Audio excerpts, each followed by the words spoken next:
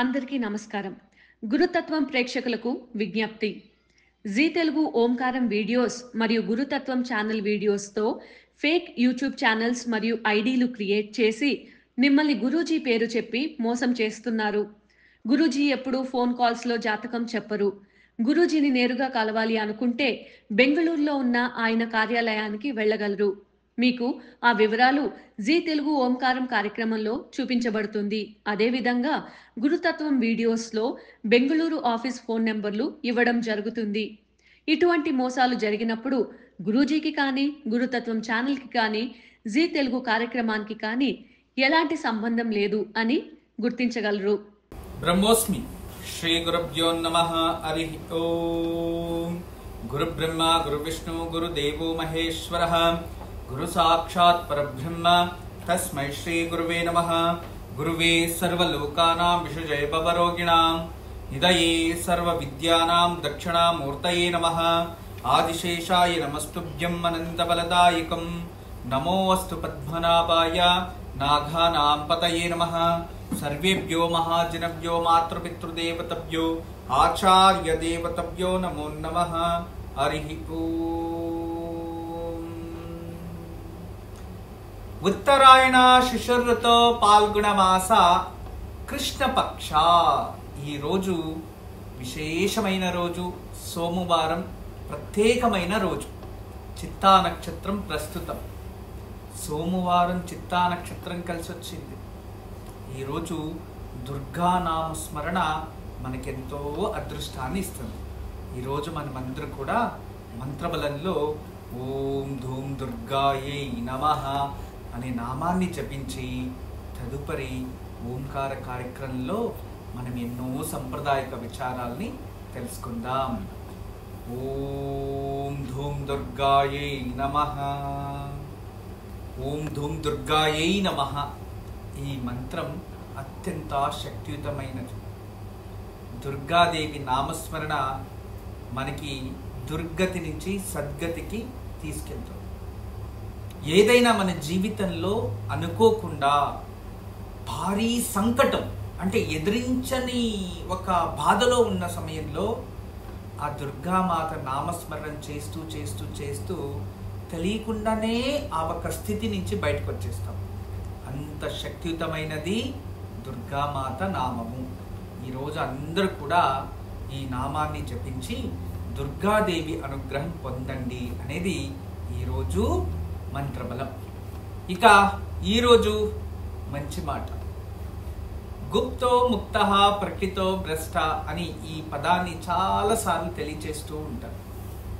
కొన్ని గుప్తంగా ఉంటే వాటికి శక్తి అత్యధికంగా ఉంటుంది. చాలా అధికమైన శక్తి ప్రాప్తిస్తూ ఉంటుంది. ఎందుకు అటువంటిది? ఎందుకు గుప్తంగానే ఉంచాలి? గుప్తంగా ఉంచాలి, కానీ ఆ ఎటువంటి గుప్తము అనే దాన్ని కూడా మనము చక్కగా గమనించాలి. ప్రకృతిలో పంచభూతాలు ఉన్నాయి. వాటి అస్తిత్వం అన్ని చోట ఉంటుంది. ఎక్కడెక్కడైతే పంచభూతాల అస్తిత్వం ఉందో ఆ పంచభూతాల అస్తిత్వం ఉన్న చోట దేవానుదేవతలు, దైవానుగ్రహం, ప్రకృతివే ఒక దైవమాత అన్నప్పుడు పంచభూతాల అస్తిత్వం అంతా ప్రకృతియే. అన్ని చోట్ల దేవుడు ఉన్నాడు అని అర్థం. అయితే దేవాలయం నిర్మాణిస్తాం, అవును కదా, దేవాలయాన్ని నిర్మాణం చేస్తాం. గర్భగుడిలోనే మూల విరాట్ ఎందుకు ఉండాలి? ఆలోచించండి. ఎందుకు గర్భగుడిలోనే ఉండాలి? దూరం నుంచి చూస్తే కూడా కనబడచ్చు కదా. బయట అన్ని దేవతలున్నా, గోపురాలపైన దేవతలున్నా, అన్ని విన్యాస చిత్రాలున్నా, ఎటువంటి దేవతలున్నా మూల విరాట్ అనగానే గర్భగుడి వైపే మన దృష్టి వెళ్తుంది. ఎందుకు? ఎందుకు దానికి చతుస్రాకారంలో ఆ ఒక మధ్యలో స్థానంలో గర్భగుడి అంటాము. అక్కడే ఎందుకు ఆ స్థానం మూల విరాట్ ఉంటుంది? అది ఎందుకు 4 దిశల నుంచి ఎక్కడి నుంచైనా అది లేకుండా దూరం నుంచి చూసేలా వ్యవస్థ చేయొచ్చు కదా. ఎందుకు దానికి గర్భగుడి అని ఉంది? ఎందుకు ఆ గుప్తము ఎందుకు నిర్మాణం అయింది? దాన్ని బ్రహ్మస్థానము అంటారు. జీవితంలో గర్భగుడి అనేది అత్యంత ప్రత్యేకమైన స్థానం. ఆ ఒక గర్భంలో సాక్షాత్ భగవంతుడున్నాడు. దాని అర్థం ఒక గర్భంలో శిశువు ఎంత విశేషంగా శక్తిని అందిస్తూ తను చైతన్య లహరీలని పొందుతూ ఆ చైతన్య లహరీలను పొందుతూ తదుపరి ఆ పిండం నుంచి ఆ ఒక శిశువుగా అయ్యి జననం ఎలా ప్రాప్తిస్తుందో, ప్రసవం అనేది ఎలా జరుగుతుందో అంత ఒక శక్తి కేంద్రమే గర్భగుడి. దీనికి మనము ఎన్ని విధాలుగా ఉదాహరణలు ఇచ్చినా సరిపోదు, అంత శక్తి. అలా ఉంటేనే ఆ ఒక శక్తి ఉత్పత్తి. అందుకే ఆ శక్తి కేంద్రము అనేది ఎంత ఉష్ణోగ్రత ఉండాలి, ఏ సమయంలో ఎలా ఉండాలి అనే ఒక విజ్ఞానాన్ని బట్టి ఆ దేవాలయాన్ని నిర్మాణం చేసి ఉంటారు. ఆ మూల విరాట్ ప్రకృతిలో ఉన్న పంచభూతాలన్నీ ఆకర్షించి ఒక అద్భుతమైన శక్తిని అది రిలీజ్ చేస్తూ ఉంటుంది. మనము ఆ అనుభూతి చెందాలంటే మనము దేవాలయానికి ప్రవేశం చేస్తాం. ప్రవేశం చేయంగానే మనకి మరియు ఆ మూల విరాట్ అనుభూతి అనేది దాన్ని పొందాలంటే ముందు మనము ఆ పొందే అర్హత, ఆ జ్ఞానం చెందిండాలి. దీనికి కేవలం మంత్రాలో శక్తితో కాదు, భక్తితో మాత్రమే ఆ ఒక ఎనర్జీని మనం పొందగలం. గుర్తుంచుకోండి. ఆ భక్తి అనేది మీలో ఉన్నప్పుడు ఖచ్చితంగా ఆ మూల విరాట్ నుంచి వస్తున్న శక్తిని మనం ఆకర్షించవచ్చు. అది కంటికి కనబడదు, గుప్తంగానే ఉంటుంది. అదే విధానంగా దాన్ని గుప్తో ముక్త అన్నారు. అది కంటికి కనబడదు, గుప్తంగానే ఉంటుంది.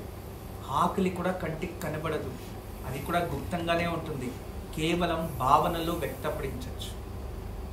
ఇప్పుడు ఎవరైనా ఆకలితో ఉన్నారు అనుకోండి, అతనికి సరైన సమయానికి భోజనం లేదు కడుపులో అనుకోండి, కోపంగా ఉంటాడు. కడుపు నుంచి భోజనం తిన్నాడు అనుకోండి, నిద్ర వచ్చేలా అవుతూ ఉంటుంది. లేదా ఏదైనా పని చేయడానికి యాక్టివ్గా ఉంటాడు. అవును కదా?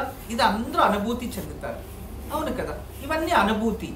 అదే విధానంగానే ఎవరికైతే భక్తి మార్గాన్ని ఎన్నుకుంటారో ఆ భగవంతుని అనుభూతి అనేది వాళ్ళు చెందుతారు.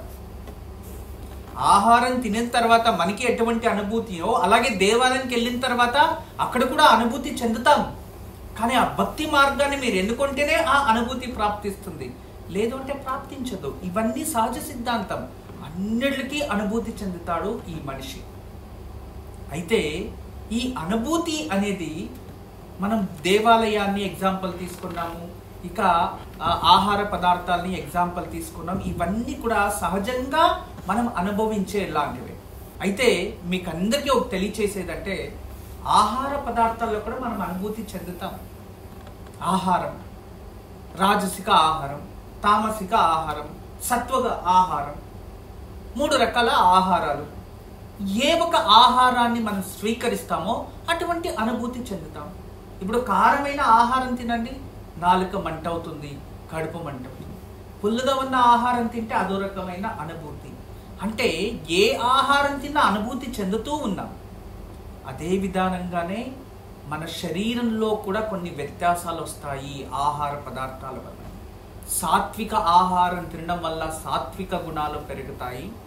రాజసిక ఆహారం సేవించడం వల్ల రాజసిక గుణాలు, తామసిక ఆహారం సేవించడం వల్ల తామసిక గుణాలు మన శరీరంలో ఉత్పత్తి అవుతాయి. ఇది సహజమైన సిద్ధాంతం. అయితే మీకు అందరికీ ఈరోజు ఏం తెలియచేస్తున్నా అంటే, రీసెంట్గా నన్ను కలవడానికి ఒక దంపతులు వచ్చారు. వాళ్ళకు ఒక కొడుకు, జ్యేష్ఠ పుత్రుడు, ఒక కూతురు. అనుకోకుండా కొడుక్కి ఒక శిరోబాధ అని ఏర్పడి, శిరోబాధ అంటే తలనొప్పి వచ్చి ప్రజ్ఞ లేకుండా ఫిట్స్ లాగా అయ్యి పడిపోయి. మంచి ర్యాంక్ స్టూడెంట్, బాగా చదువుతాడు, చిన్న వయసులోనే హైట్ వెయిట్, హెల్తీ బాయ్. ఇక ఎవరైనా చూస్తే ఇంత హెల్తీగా ఉంటారా పిల్లలు అనాలి. అంత ముద్దుగా, అంత బాగున్నాడు, అంత మహా జ్ఞాని, అంత సాత్విక గుణాలు. వాళ్ళు ఎవరో ఇటువంటి ఆహార పదార్థాలు తినాలి అవి ఇవి అని చెప్పి అవి తినుకొని వచ్చారు కొన్ని రోజులు. అనుకోకుండా ఇలా అయితే హాస్పిటల్కి తీసుకెళ్లారు, బాడీ అంతా చెక్ చేశారు, బ్రెయిన్ స్కాన్ చేస్తే లోపల తెలియకుండా ఏదో ఒక జీవి లోపల ఉంది అని తెలిసింది. అదేమి అని సెర్చ్ చేస్తే ఒక పెద్ద పురుగు, సన్నగా వెంట్రుకలాగా ఉన్న పురుగు మెదడులో దొరికింది. దానికి మెడిసిన్ ఇచ్చి ఏదేదో కష్టపడి తీశారు. కానీ దానిపైన రీసెర్చ్ చేసి ఆ డాక్టర్లు ఇది ఎలా వెళ్ళింది అంటే ఉడకని ఆహార పదార్థాలు తినడం వల్ల అని తెలియజేశారు. అనగా పచ్చి కూరగాయలు శుభ్రత లేకుండా దాని లోపల ఇటువంటి పురుగులు, ఎగ్స్ ఇలాంటివి ఏదైనా ఉన్నప్పుడు దాన్ని ఉడకబెట్టకుండా సేవించడం వల్ల అది తన శరీరంలోకి వెళ్ళి బ్లడ్లో కలిసి బ్రెయిన్లో దాని ఆ ఒక వాసస్థానం చేరుకొని అతని జీవితం పాడు చేసింది. దయచేసి ఇటువంటి ఎగ్జాంపుల్స్ చాలా ఉన్నాయి. కొన్ని బయటకు వస్తాయి కానీ బయటకు రావు. దాని నుంచి మీకు అందరికీ విన్నపం ఏంటంటే ఎవరు ఏదైనా తెలియచేయండి, మీ బుద్ధి కాస్త ఉండాలి. పూర్వీకుల నుంచి మనకి ఏం తెలియచేస్తూ వచ్చారు, పెద్దవారు అమ్మా నాన్న మన బ్యాక్గ్రౌండ్ నుంచి మనం ఏ బ్లడ్ జీన్స్లో వచ్చాము, మనం ఎటువంటి ఆహార పదార్థాలు తిన్నాము, ఏ క్షేత్రంలో ఉన్నాము. హిమాలయాలో ఉన్నవారు శరీరం వేడిగా ఉన్న పదార్థాలే సేవిస్తారు. అదే వాళ్ళని తీసుకొచ్చి హైదరాబాద్లోనో వైజాగ్లోనో ఎండాకాలంలో ఇది తినండ్రా నాయన అంటే ఇక అంతే, వాళ్ళు ఈ ఎండకి ఒకేసారి వెళ్ళిపోతారు, వాళ్ళు బీపీ పెరిగి. ఎందుకంటే అక్కడ ఆ వేడికి, ఆ క్లైమేట్కి అక్కడ పదార్థాలు వాడికి సరి. అదే పదార్థాలని మనం ఇక్కడ సేవిస్తాము అంటే మనకి హెల్త్ ఇష్యూస్ వస్తాయి. తర్వాత ఇక్కడ పదార్థాలు అక్కడ తినండి అంటే వాళ్ళకి హెల్త్ ఇష్యూస్ వస్తాయి. అంటే ఒకే ప్రాంతంలో అన్ని కూరగాయలు పెరగవు, ఒకే ప్రాంతంలో అన్ని చెట్లు పెరగవు, ఒకే ప్రాంతంలో అన్ని రకాల పళ్ళు పెరగవు. ఆపిల్ ఎక్కడ పెరగాలో అక్కడే పెరుగుతుంది, ఎటువంటి క్లైమేట్లో పెరగాలో అక్కడే. ముత్యాలంటే నీళ్ళలోనే పెరుగుతుంది. ఇలా ఒక్కొక్క చోటు, ఒక్కొక్క ప్రాంతంలో ఒక్కొక్క విధమైన కూరగాయలు, పళ్ళు, దానికైన భూమి, తర్వాత పంచభూతాలు, అవన్నీ సమయాలు, అవన్నీ ప్రకృతి అన్ని సహకరించి అటువంటి ఉత్పత్తి అవుతాయి. అవి మనం ఏం చేస్తాం, అక్కడి ఇంకా తెప్పించుకుంటాం, చేవిస్తాం. ఇదంతా మంచిదే, ఆరోగ్యానికి మంచిదే.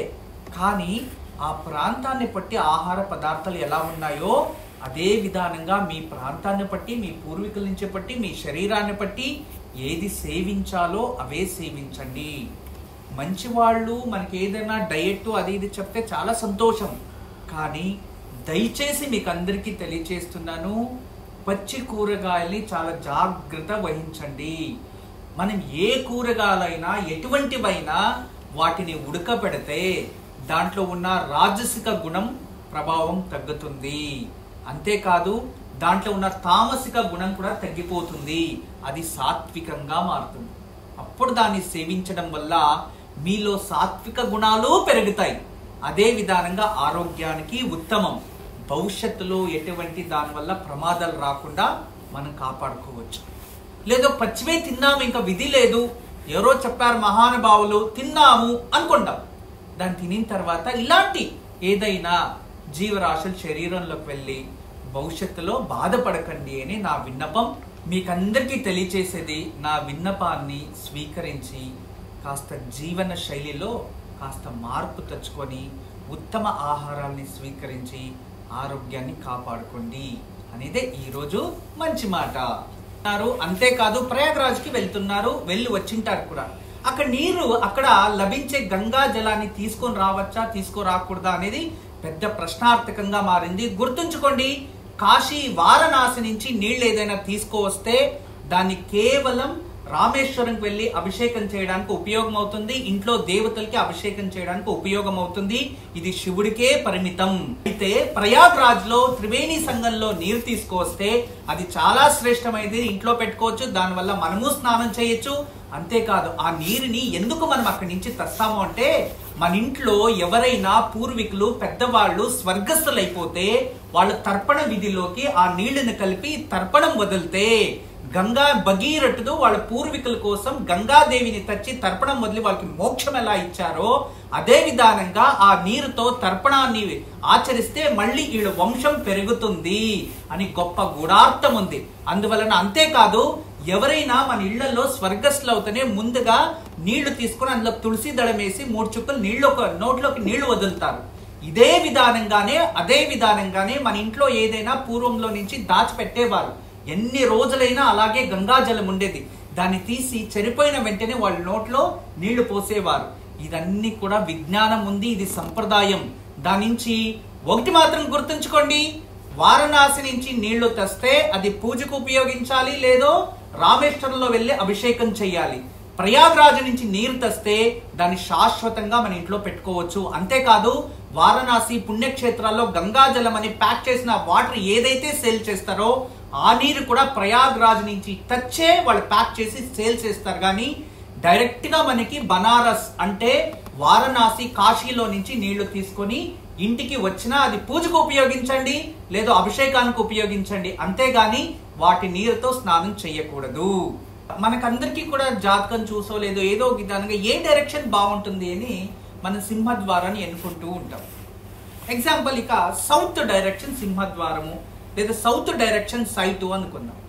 సింహద్వారాలు చాలా మంది ఏం చేస్తున్నారు, తూర్పు ఒకటి ఉత్తరానికి ఒకటి పెడుతున్నారు. This is good. 2 సింహద్వారాలు సరిపోయాయి బయటకు వెళ్ళడానికి. 3వ సింహద్వారం దక్షిణానికి ఒకటి పెడుతున్నారు. అదేదో పిచ్చి సమాధానం అన్నట్టు దయచేసి ఒకటే అనుకోండి. చాలా వరకు ఇది నాన్ సెన్స్ గా క్రియేట్ అవుతుంది రోజు రోజుకి. 3 సింహద్వారాలు ఏ ఇంటికి ఉండకూడదు, ఉంటే 4 ఉండాలి. అప్పుడు మీరు 4 వైపులు పెట్టేయాలి. లేదు అంటే తూర్పు ఒకటే పెట్టండి, లేదు అంటే ఉత్తరానికి ఒకటి, 2 సరిపోతుంది. ఉత్తరానికి ఒకటి ఉంది అని చెప్పేది దక్షిణానికి ఒకటి, తర్వాత రెండు మధ్యలో తూర్పు ఒకటి, అలా పెట్టకూడదు. వెళ్ళి బయటికి నుంచి రాకూడదు, తిరగకూడదు. వంటగదిలో నుంచి పనిచేసుకొని లోపలికి రావడానికి ఒకరని, తర్వాత ఉత్తర దిశ యజమానికి మంచిది అని, యజమానముకు మంచిది అని, తూర్పుకి భర్తకి మంచిది అని ఇలా పెట్టకండి. ఉంటే 2 పెట్టండి, లేదా 4 పెట్టండి సింహద్వారాలు. దయచేసి తూర్పు ఉత్తరం ఉండి మళ్ళీ దక్షిణానికి ఏదైనా ద్వారం పెట్టి ఆ నడకు ఉంది అంటే ఆ ఇంట్లో మీకు ఏమొచ్చినా ఎన్ని డబ్బులు వచ్చినా ఏది వచ్చినా నిలవదు, ఇక మీ ఇష్టం. అదే విధానంగానే సౌత్ డైరెక్షన్ లో ఏదైనా మనకి ద్వారం ఉండి ఆ దోషం ఉంటే ఆ ఇంట్లో నీరసంగా ఉంటుంది ఎప్పుడు యజమానికి. మరియు డిప్రెషన్, ఆర్థిక నష్టాలు, బిజినెస్ డెవలప్మెంట్ ఆగిపోతుంది. ఎంత డబ్బులు వచ్చినా ఖర్చు అధికంగా అవుతుంది. అనవసరమైన ఖర్చులు ఉత్పత్తి అవుతూనే ఉంటాయి. ఇక్కడి నుంచి 1 కోటి రూపాయలు వస్తే ఇక్కడి నుంచి 2 కోట్లు ఇలా వెళ్తూ ఉంటుంది. అప్పులు చేసి తర్వాత ఉన్న ఆస్తులు అమ్ముకొని కోట్యాధిపతి కూడా భిక్షాధిపతి అయ్యేదానికి మార్గాలు కొత్తగా సృష్టి అవుతాయి. అందువల్ల దయచేసి ఇటువంటి పరిస్థితులు ఏమైనా ఉంటే వెంటనే దాన్ని సరిచేయండి. అవ్వట్లేదు అంటే కాస్త శ్రీవాస్తు యంత్రమైన ఇంట్లో పెట్టుకోండి. పరిస్థితులు మారే వరకు కొంచెం కాలం పడుతుంది, చక్కగా సరిపోవడానికి మార్గం ఏర్పడుతుంది. ఇక రేపు ఉదయాన్నే ఆచరించే పూజ. రేపు మనకి ఏదైనా మాకు అన్యాయాలే జరుగుతున్నాయి, మాకు న్యాయం కావాలి అనేవారు రేపు ఉదయాన్నే లేచి తలస్నానం చేసుకొని దక్షిణ దిశను చూసుకొని యమాష్టకము అని ఒకటి వస్తుంది, గుర్తుంచుకోండి. యమ అష్టకము అని. ఆ యమాష్టకాన్ని దక్షిణం చూసి పారాయణం చేసుకొని దక్షిణంతో దిశ చూసుకొని యమాష్టకాన్ని చదవండి. ఇలా చదివితే ఖచ్చితంగా మీకు న్యాయం లభిస్తుంది. దీని ఇంట్లో చేయడానికి అవ్వదు అనేవారు ఎక్కడైనా రావి చెట్టు కింద, కల్పవృక్షాల కింద దక్షిణ దిశ చూసుకొని ప్రతిరోజు ఎవరైతే యమాష్టకం చదువుతూ ఉంటారో వాళ్ళకి న్యాయం గెలుస్తుంది, ధర్మం గెలుస్తుంది. 100% షూర్. ఇది మోస్ట్ పవర్ఫుల్. న్యాయం గెలవడానికి ప్రయత్నించండి. ఈరోజు దివ్యమైన యోగక్షేమం. ఈరోజు సంకష్ట చతుర్థి. పిల్లలకి ఎగ్జామ్స్ వేరే జరుగుతూ ఉన్నాయి. చాలా మందికి మంచిగా చదువుకుంటూ ఉన్నారు, చాలా మంచిది. ఈరోజు సాయంత్రం మీ పిల్లల కోసం మీరే ఆచరించండి. మహాగణపతి విగ్రహానికి పంచామృతంతో అభిషేకం చేసి చక్కగా ఒక పీటపై అలంకరించి గణపతికి ప్రియమైన మోదకాలు కానీ లేదో అటుకలు బెల్లం కలిపి నైవేద్యం కానీ మన ఇంట్లో ఏ ప్రసాదం దొరికితే మనం భక్తితో చేసి ప్రసాదంగా పెట్టి ఆ గరికని అర్చన చేయండి. ఆ గరికని అర్చన చేసి పూజించి తదుపరి మీ పిల్లలకి ఆ గరిక కొంచెం నీళ్లలోకేసి వాళ్ళ తలపైన ప్రోక్షణ చేయండి. ఇలా చేయడం వల్ల వాళ్ళకి విద్యాభ్యాసం పెరుగుతుంది. మరియు మీరు అంతే ఆ నీళ్లను ప్రోక్షణ చేసుకుంటే మనకున్న విఘ్నాలు తొలగిపోతాయి. మరియు ఈరోజు సంకష్టహర స్తోత్రము గుర్తుపెట్టుకోండి. సంకష్టహర గణపతి స్తోత్రము అనేది ఉంటుంది. దాన్ని పారాయణం చేసుకుంటే మనకున్న కష్టాలు తొలగిపోతాయి. బ్రహ్మోస్మి. అందరికీ నమస్కారం. ఈరోజు మీకు అందరికీ కూడా శ్రీవాస్తు యంత్రం గురించి పరిచయం చేయడానికి వచ్చాను. శ్రీవాస్తు యంత్రం మీరు చూస్తున్నారు. శ్రీవాస్తు యంత్రం. ఈ శ్రీవాస్తు యంత్రం ఈ విధానంగా 9 ఇంచెస్, ఇలా 9 ఇంచెస్, ఇలా 9 ఇంచెస్ ఉంటుంది. తదుపరి బ్యాక్ సైడు ఇలాంటి 9 చక్రాలు ఉంటాయి. ఫ్రంట్ ఈ ఒక గ్లోబ్స్లా ఒక 9 డాట్స్ ఉన్నాయి చూడండి, ఇలా 9. ఇది శ్రీవాస్తు యంత్రం అనేది ఒక కాస్మిక్ ఎనర్జీని అట్రాక్ట్ చేసుకుంటుంది. నెగిటివ్ ఎనర్జీని ఇంట్లో నుంచి బయటికి తరిమేస్తుంది. మీకందరికీ దానికి పరిష్కార మార్గంగా నేను ఇవి సూచిస్తున్నా. ఎందుకంటే చాలామంది పిల్లలు సరిగా చదువుతలేదు, ఇంకొకరు మా ఇంట్లో ప్రశాంతత లేదు, భార్యాభర్తల మధ్యలో సఖ్యత లేదు, దేవుడి గదిలో సరిగా పూజ చేయలేకపోతున్నా, ఇంట్లో ఏదో తెలియని బాధ అనిపిస్తుంది, మా ఇంట్లో ఎప్పుడు కూడా ఏదో తెలియని ఒక శ్మశానంకి వెళ్ళినట్టు అనిపిస్తూ ఉంటుంది, మా ఇంట్లో కలగానే ఉండదు ఎప్పుడు కూడా. ఇక మా ఇంటికి చాలామంది వచ్చిన వాళ్ళంతా వాస్తు దోషం అని చెప్తూ ఉన్నారు, మేము ఏం చేయాలి అని ప్రశ్నిస్తూ ఉండేవారు. వాళ్ళందరికీ కూడా ఒక మార్గోపాయం చాలా రోజుల తర్వాత రీసెర్చ్ చేసి ఇప్పుడు ఈ శ్రీవాస్తు యంత్రాన్ని మేము చూపిస్తున్నాం. ఈ శ్రీవాస్తు యంత్రాన్ని ఎప్పుడైతే ఎక్కడ ఫాల్ట్ అనిపిస్తుందో అక్కడ ఒక మేక కొట్టి తగిలించాలి, అంతే. పిల్లలు చదువుతా లేదు, చదివే రూమ్లో పిల్లలు ఏకాగ్రతగా చదవాలి అనుకుంటున్నారా, అక్కడ ఒకటి తగిలించండి. మీరు నిద్రించే ఒక రూమ్లో మాకు సరిగా నిద్ర వస్తా లేదు, పడుకుంటే చెడు కళలు వస్తున్నాయి, నిద్రించే గదిలో ప్రశాంతత లేదు అనిపిస్తుంది, అక్కడ ఒకటి తగిలించండి. లేదు ఎవరో వాస్తు దోషం అని చెప్పారా, ఇంట్లో వాస్తు దోషాని కోసం ఇంటి హాల్లో ఒకటి తగిలించండి. లేదా పూజ గదిలో ఏదో ప్రశాంతత లేదు, సరిగ్గా ఏకాగ్రత లేదు, మెడిటేషన్ చేయలేకపోతున్నా అంటే పూజ గదిలో ఒక మేక కొట్టి అక్కడ ఒకటి తగిలించండి. ఎక్కడైతే ఇంట్లో వాస్తు దోషం ఉంది అని ఎవరైనా చెప్తారో ఆ ప్రదేశంలో ఆ ప్లేస్లో జస్ట్ ఒక మేకు కొట్టి దాన్ని తగిలించండి, ఆ వాస్తు దోషం అక్కడి నుంచి వెళ్ళిపోతుంది. చాలా అద్భుతము, చాలా విశేషమైన శ్రీవాస్తు యంత్రం మీ వరకు తయారు చేయించాము. దీన్ని ఉపయోగించండి, దీన్ని లాభం పొందండి. నమస్కారం. వాస్తు యంత్రం సంప్రదించవలసిన నెంబర్లు 8844452344 040682766622.